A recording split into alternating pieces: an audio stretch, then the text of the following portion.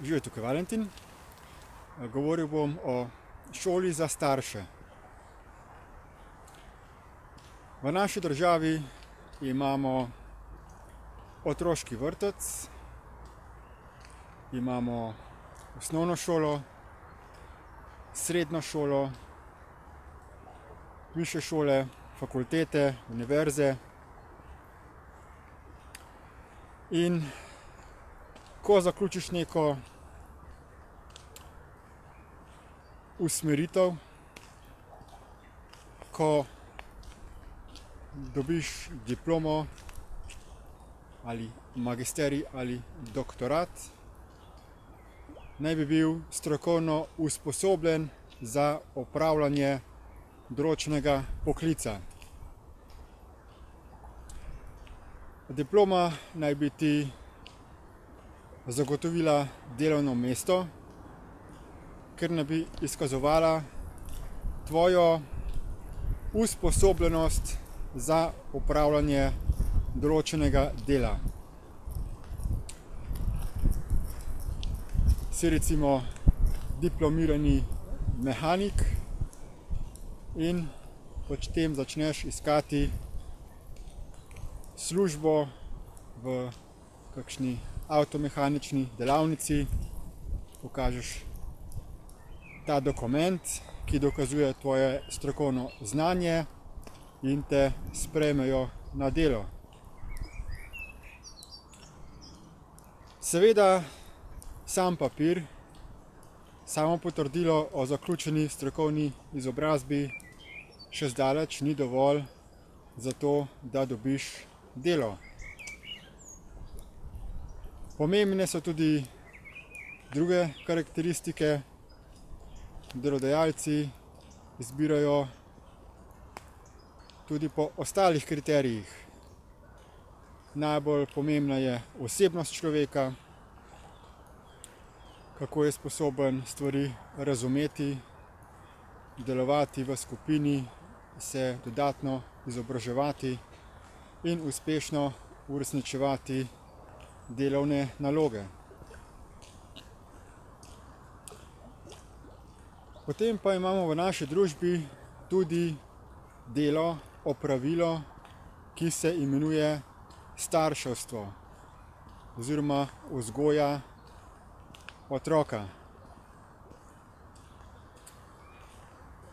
Vzgojitelji v otroških vrtcih so strokovno izobraženi glede tega, kako naj bi čim bolj primerno vzgajali otroke. So zaključili pedagoško fakulteto, predšolska vzgoja, vendar tudi tu se kažejo pomanjkljivosti, kajti mnogokateri diplomirani vzgojitelj predšolskih otrok še ni dovolj čustveno zrel, odgovoren in sposoben, da bi vzgajal otroke. Vzgoja otrok je najbolj zahteven poklic, kajti otroci se izjemno hitro učijo od ljudi okoli sebe in to predvsem z lastnim zgledom. Torej, ni pomembno toliko, kaj jim ljudje okoli njih govorijo, bolj je pomembno, kaj so ti odrasli ljudje, torej vzgojitelji, spoznali, dojeli v življenju, kaj so postali. Otrokom se ne more skriti, ne more se jim lagati, tako kot je večinoma možno uspešno pri odraslih ljudeh. Kajti otroci imajo zelo povečano območje zaznavanja, videnja, slišanja in dojemanja. Toda še preden otroci pridejo v otroški vrtec, oziroma tudi vzporedno in poleg tega, otroke vzgajajo njihovi starši. Torej, običajno mati in oče, razen seveda, če ni to istospolna veza. Ampak zato, da nekdo vzgaja otroka, se ne zahteva v našem izobraževalnem sistemu, v naši družbi nobena strokovna izobrazba. Enostavno zato, ker otroka rodiš, naj bi ti bila zagotovljena pravica in obveza, da svojega otroka tudi vzgajaš. Toda marsikdo, ki je postal starš, prav tako ni niti dojel, kdo je on sam,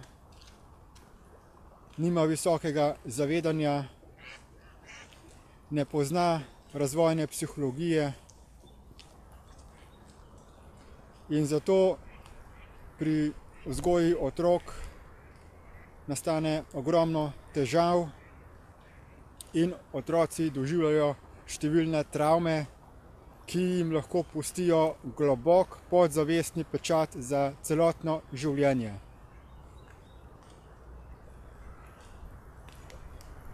Nujno je torej, da v naši družbi vzpostavimo šolo za starše,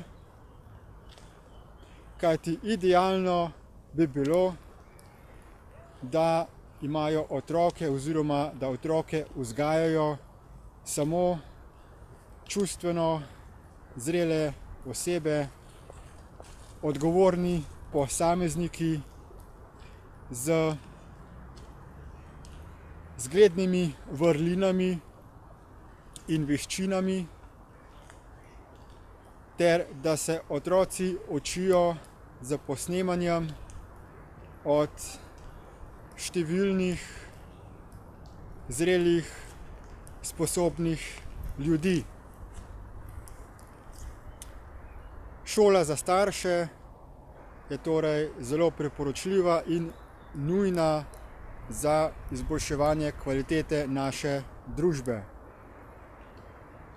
Sedaj je vsak starš seveda sam sebi prepuščen, da se preuči, da spozna nekatere informacije o razvojni psihologiji, nekaj je predavanj v vrtcih, nekaj je na voljo knjig in podobnega materiala. Jaz bi pa vsem staršem tudi zaenkrat priporočil spletni tečaj, brezplačni uvodni spletni tečaj DIP Lite, kjer vsak lahko spozna, kako deluje lasten tako da starši lahko postanejo čustveno stabilne osebe in da ne prenašajo svoje nerealne čustvene okužbe in besedne definicije na svoje otroke. Priporočam tudi poslušanje odličnega avdio-izobraževalnega gradiva iz spletne strani eQuive iz serije Parenting Perfecting the Human Race. To gradivo je izjemno pomembno za vse starše, še posebej pa za vzgojitelje predšolskih otrok, da natančno spoznajo, kako se razvija otroški in na kaj treba paziti, da se otroke vzgoji v čim bolj samozavestne in zadovoljne osebe. Povezave do teh informacij pa lahko najdete v opisu tega videoposnetka. Hvala za posluh in nasvidenje!